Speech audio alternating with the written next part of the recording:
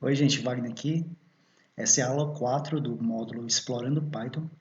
Essa aula vai ser dividida em 3 partes. A primeira parte a gente vai aprender sobre operações aritméticas e uso de funções matemáticas em Python.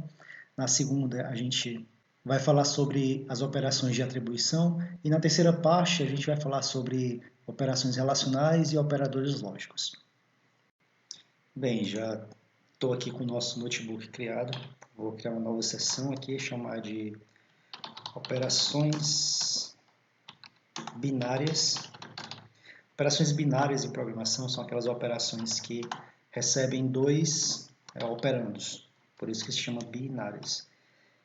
A primeira que a gente vai ver, o primeiro tipo de operação binária, são as operações aritméticas.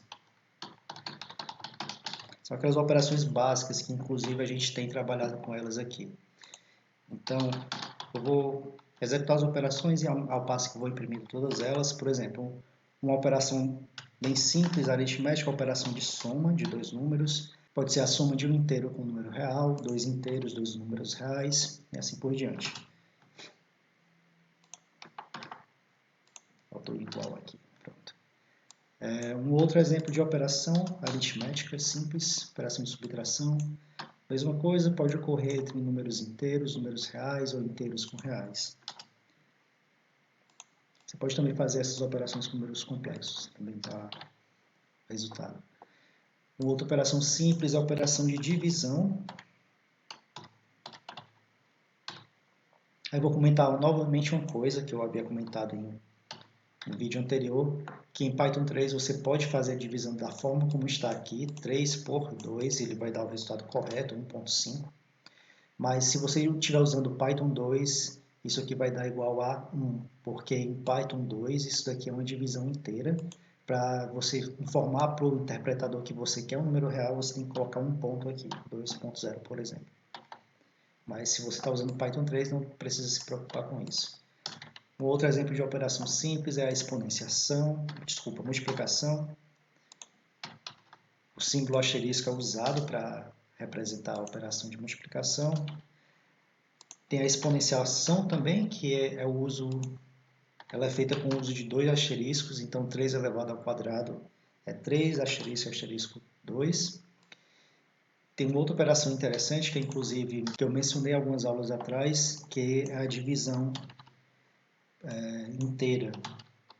3/2 vai retornar 1, porque 3 dividido por 2, a divisão inteira é igual a 1. Né? O número quebrado seria o 0,5.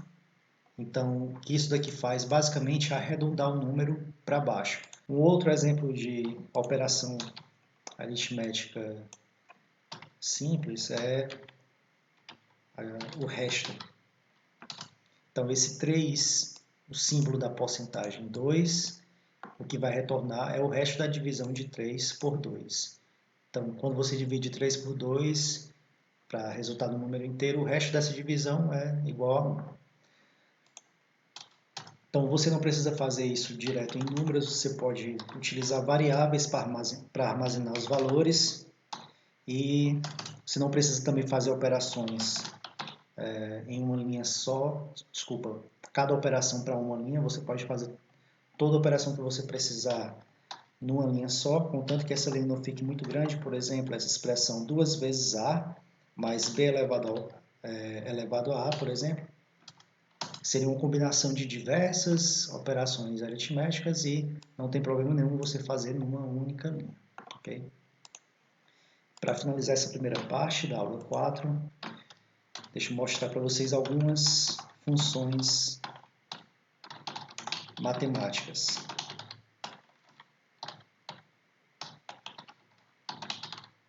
Bem, eu já mencionei isso também anteriormente, para você utilizar algumas operações ou funções matemáticas, você precisa importar uma biblioteca que não vem carregada no Python assim que você inicia ele.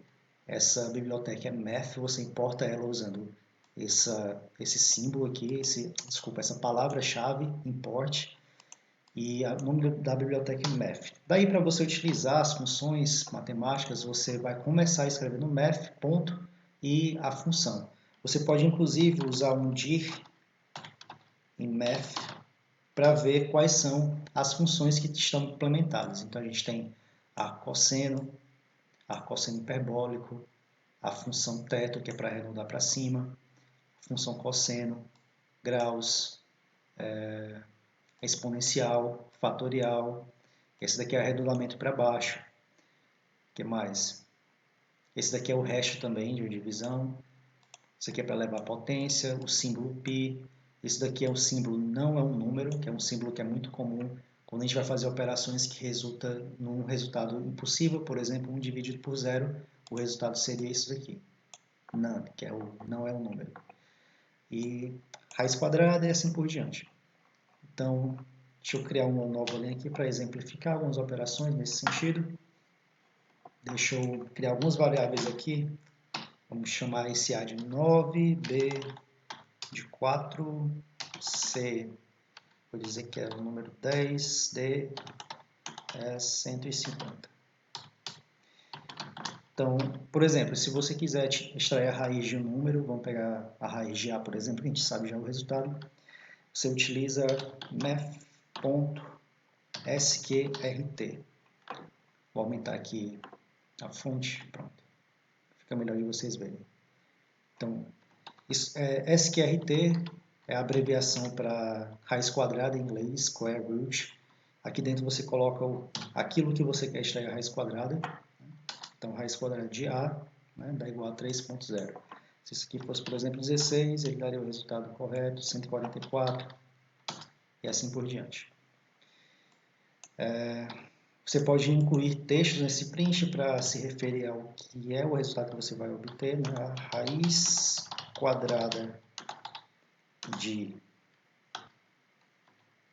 A é... Então veja que eu incluí o primeiro argumento da função print, o texto a raiz quadrada de, depois eu quis me referir ao número do qual eu estava extraindo, por isso que o A não está dentro do texto, e eu não coloco o número também dentro do texto, eu preciso colocar a variável em si, porque se por acaso eu estiver fazendo testes no meu programa e quiser mudar a variável, caso isso daqui estivesse dentro do texto, por exemplo, se eu estivesse me referindo a raiz quadrada de 9, da forma como está, que tem um erro porque foi um erro de sintaxe, eu esqueci de colocar uma vírgula bem aqui. Na verdade, tirar né, essa aspas. Se eu rodar isso daqui vai estar correto, mas se eu mudar esse número para 144, por exemplo, está errado, porque raiz quadrada de 9 não é 12. Eu preciso mudar isso daqui de tal forma que toda vez que eu mudar a minha variável A, o texto também mude. Então, por isso que eu coloco o A fora das aspas. Então, se A for 144, ele vai imprimir aqui 144. A raiz quadrada de 144 é 12. Okay? Um outro exemplo, vamos ver a função exponencial. Print. Vou dizer A exponencial de, vou pegar o número B agora,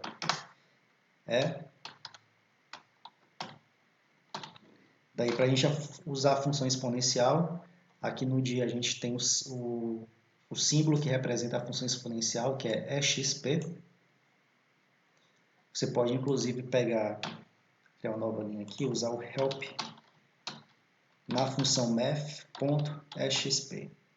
Quando eu rodo, diz que é uma função intrínseca do módulo math, assim que a gente chama com um argumento só, aí retorna elevado à potência de x, retorna o e, que é aquele número neperiano, elevado à potência do número x, que você passa para ele. Então aqui fica math.exp. Então, a exponencial de 4 é 54,6 aproximadamente. Aí vou aproveitar esse momento, inclusive, para mostrar para vocês uma outra forma de passar textos para a função print, principalmente quando a gente mistura textos com as variáveis. Então, uma forma que, inclusive, eu prefiro do que essa forma aqui de cima que a gente imprimiu, é a seguinte: você escreve todo o texto, a exponencial de, aí onde você for colocar uma variável, você escreve um conjunto de chaves. A exponencial de, aqui a gente vai se referir ao b, depois aqui o resultado, certo? A gente fecha com aspas. Coloca um ponto, depois formate, abre parênteses. Aí dentro desse formato a gente vai incluir todas as variáveis que a gente quer passar para esses conjuntos de chaves. Como são dois conjuntos de chaves, a gente vai incluir aqui duas variáveis. Elas são b, que eu quero tirar a exponencial de b, colocar bem aqui, e a própria exponencial, certo? Então, essa é a sintaxe que a gente utiliza para conseguir produzir textos de forma um pouco mais clara. Então, aqui a gente escreve todo o texto por completo, sem separar por variáveis nenhuma, só escreve um conjunto de chaves onde a gente quer que as variáveis apareçam, os seus valores apareçam, depois escreve um ponto format, a gente chama essa função format, e aqui dentro, no argumento da função format, a gente inclui todas as variáveis que a gente informou nesse texto aqui anterior que quer imprimir. Então, rodando, veja que o resultado é exatamente igual. E uma informação adicional, você pode, inclusive, reduzir o número de casas decimais. Aqui, que é o espaço que está designado para imprimir esse número, você coloca aqui 2 pontos. Ponto 2, se você quiser deixar 2 casas decimais. Ponto 3 para 3 casas decimais. 4, assim por diante. Ponto 2. E do lado você coloca um F. O F representa o float. Então, você está informando que nesse espaço aqui, você quer imprimir o número real, o float, com 2 casas decimais. Okay? Então, quando eu rodar, o resultado vai ser 54,60. Então, só para finalizar, vamos colocar aqui mais uma função. Tem uma função muito interessante no módulo Math, que muitos de vocês estão familiarizados, mas não conhecem por essa sigla aqui, GCD. GCD é o mesmo MDC, o máximo divisor comum. Então, vamos pegar aqui o exemplo do... Vamos pegar o máximo divisor comum entre... Aí eu vou colocar uma chave aqui e o outro número que eu vou escolher eu vou botar aí o resultado aqui.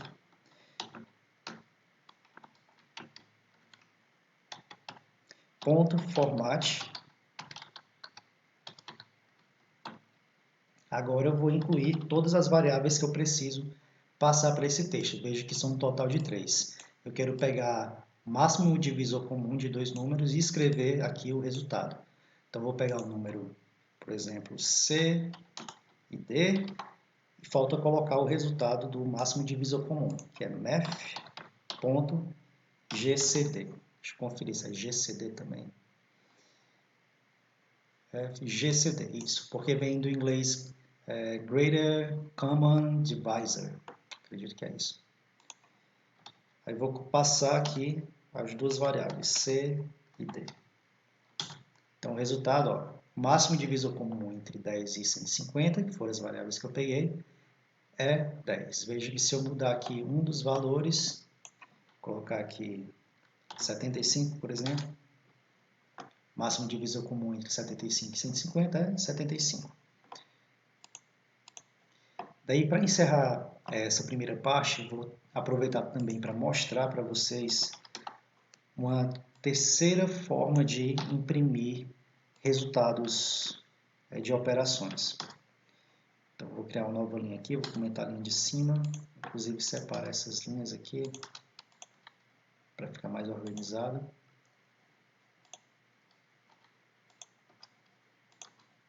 Pronto. Então, esse outro método é chamado também de fstring. Se você for pesquisar por isso no Google, você pode pesquisar por fstring. E é muito, muito simples. Você coloca simplesmente uma coisa para imprimir, que é o texto que você quer imprimir. Aqui no começo do texto você coloca um F para indicar que isso vai ser um F-string e veja que na mesma hora esse conjunto de chaves deixaram de ser vermelho e passaram a ser preto, porque eles vão receber as próprias variáveis, no caso C, D e aqui o resultado, que é o chamado da função math.gcd. Então, a sintaxe é exatamente essa do F-string e eu particularmente acho a forma muito mais simples e compreensível de expressar a impressão de algum resultado, alguma operação, uma combinação de textos com as variáveis. Então é um F, um texto entre as aspas e onde você quer imprimir variáveis, os valores das variáveis, você coloca um conjunto de chaves. Ok? Veja que o resultado é exatamente igual. Então, a gente vai ficar nessa parte da aula 4 por aqui. A gente inicia a próxima parte falando sobre as operações de atribuições em Python. Bons estudos e boa prática.